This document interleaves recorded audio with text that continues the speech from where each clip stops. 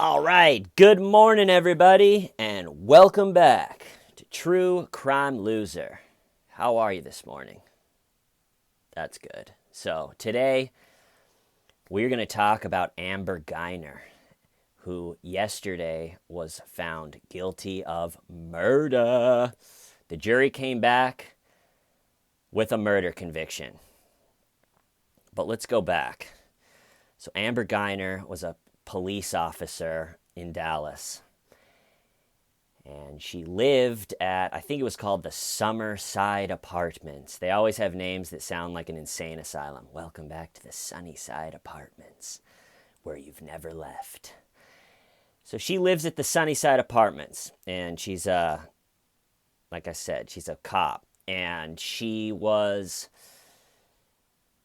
at the time of this, a year ago, she was sleeping with another cop. And on this particular night a year ago, she had worked a 13-hour shift. And she had gotten off and she had sent a text or two to the other cop that she was sleeping with, being like, hey, you want to come over? I'm real horny. And he was like, yeah, me too. So I'll come over. And so in this particular apartment building, there was like a parking garage for each floor. So she lived on the third floor. And so she drives into the apartment parking thing, but instead of going to the third floor, she screwed up. At least according to her, she made a mistake. And she accidentally pulled up to the fourth floor garage thing and parked.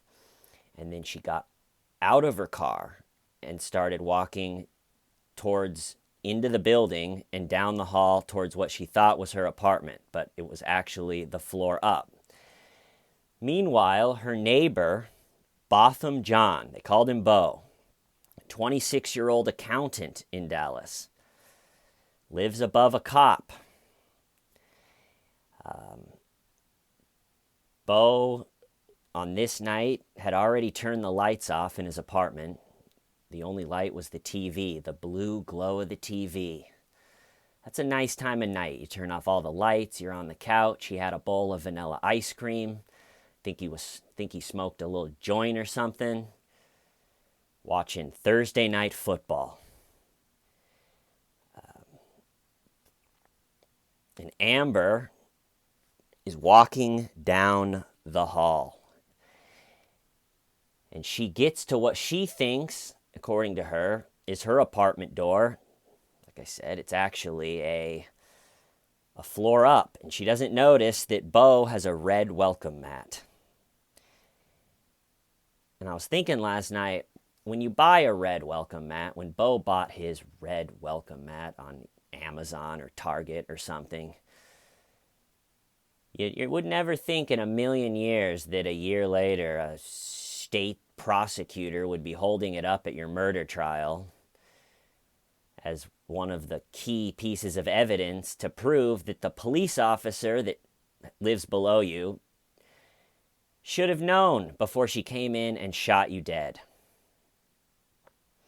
When you're deciding what color of welcome mat should I get, never crosses your mind that a state prosecutor is going to be like, jury, you see this? Red.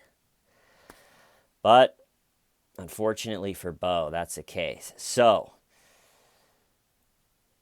according to Amber, huge mistake, had no idea.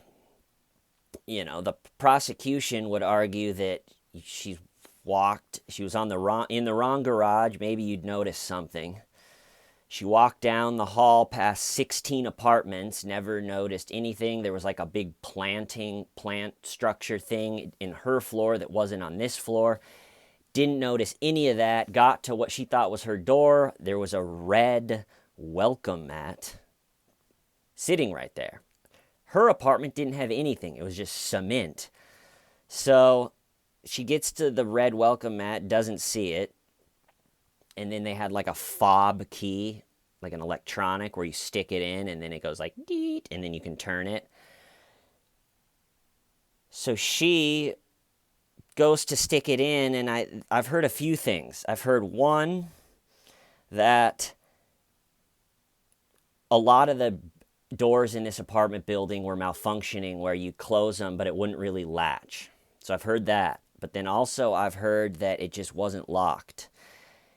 And so I don't know. But either way, so if it would have been locked, or the apartment door would have been working correctly, if it was malfunctioning, I think she would have stuck that fob in, and then it would have just been like dee, like a red light instead of green, and then she wouldn't have turned it.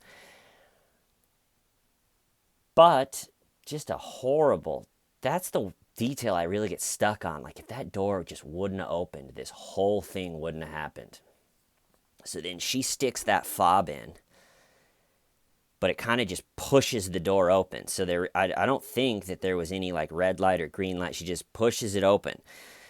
So now this is where it gets sort of weird. So she says her argument is I thought it was my apartment. I don't know. I didn't see the red mat. I didn't notice anything in the hall. I had worked a 13-hour day. I was thinking of my booty call. And she walks into Beau's apartment, who is sitting on his couch eating a bowl of vanilla ice cream. And she doesn't smell, apartments smell a lot different. Halls even smell different. If I go up into any other floor in this building, it's almost like Bizarro World. It looks the exact same, but it smells different. It feels different.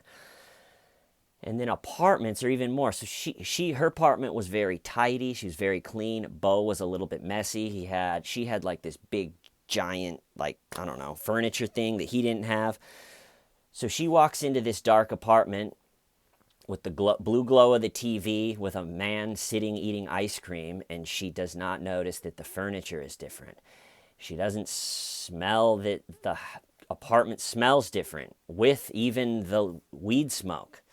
As a cop, you think you would be like...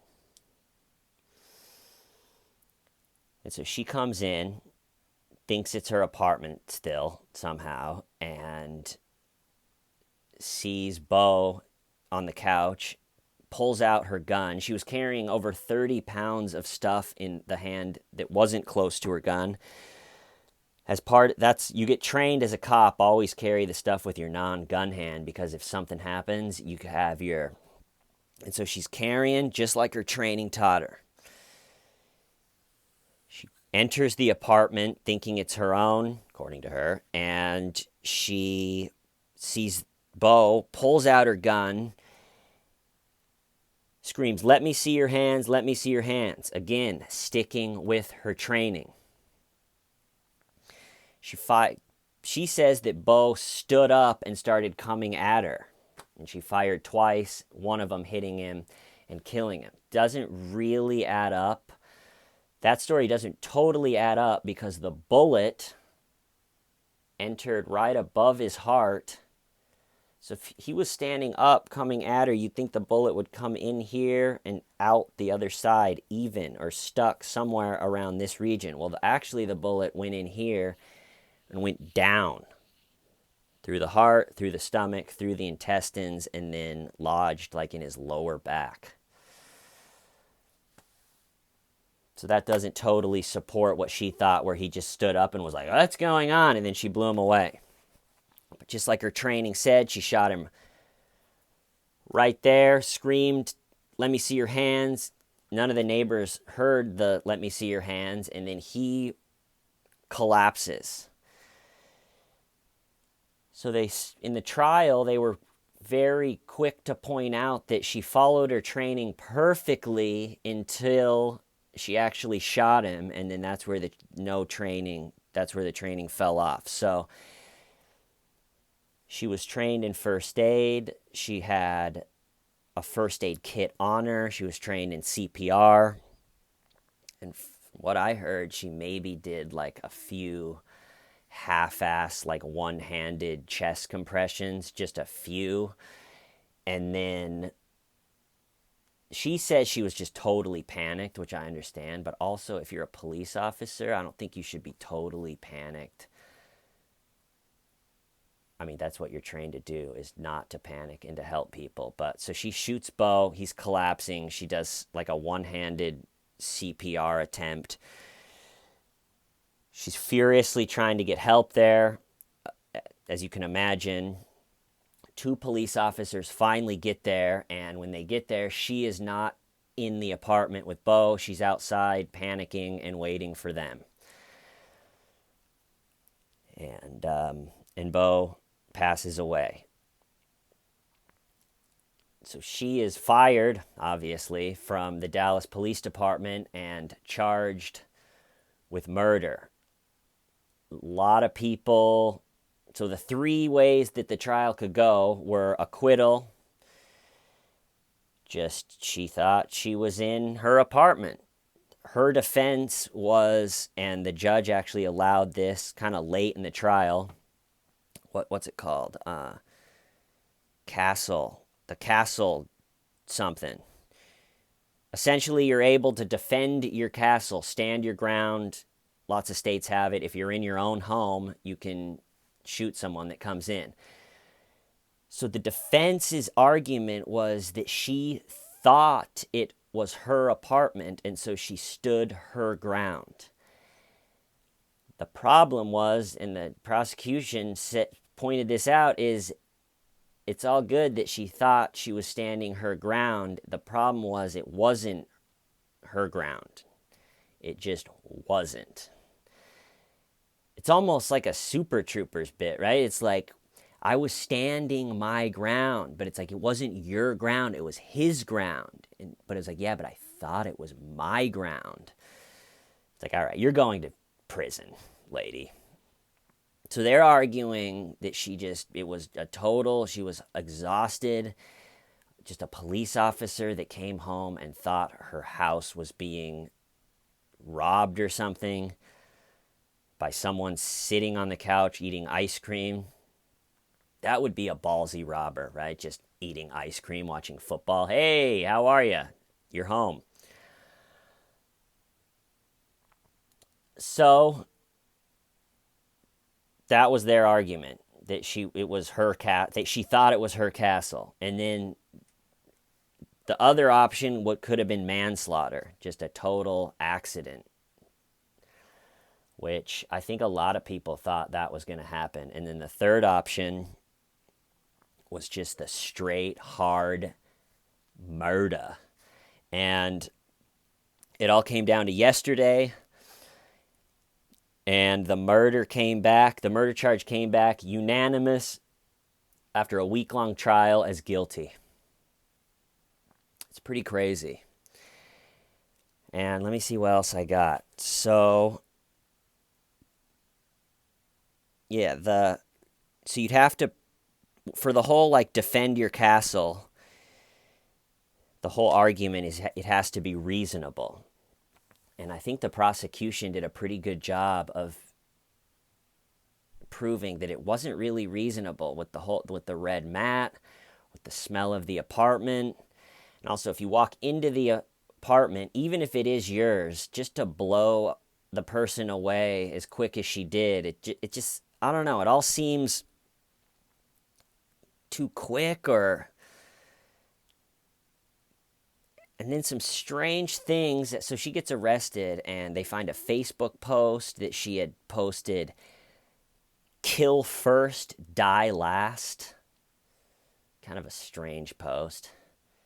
Just, good morning, Facebook. Just thought everyone that I went to high school with, that I, for some reason, keep in contact with on Facebook, just thought everyone would want to know that my thoughts are kill first, die last. Hope you're having a good day. Die last. And then anytime you get a bizarre case like this, a lot of other theories come out. So I've seen theories that maybe that Bo knew that she was having an affair, which would be totally frowned upon by her job, having an affair with this other cop, and she wanted to take him out. I don't know if I believe that one. Also, that I guess Bo liked to sing, and they had gotten into like an argument where she had come up and told him to be quiet and stop singing. So people are saying maybe they had a really bad neighbor relationship, and this was her big plan to get rid of him. It's tough for Bo. He's it's probably not easy to live above a cop. You want to get home from your accounting job, smoke a little bit of weed, and it's like, oh God, Amber's home. Yeah, I live above a cop. Not ideal. But, so she's charged with hardcore murder. And she sat there kind of just sobbing after they read it. And now it comes down to what's her sentencing. And I think that'll be in the next week. So I will definitely keep you guys posted. But I've heard a few analysts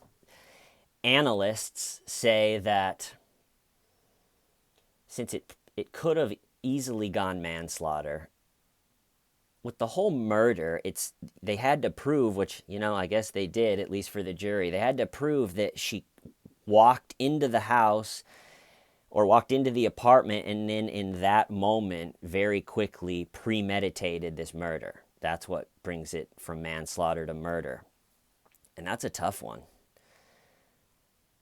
But it is strange that she missed all of those things, and especially once you're in the apartment, the furniture is different. The furniture, the smell. So just a crazy one. So I'll keep you guys updated for sure on what the sentence is and everything. But this also was politicized, as you can see. There's been a lot of police civilian tension in Dallas, and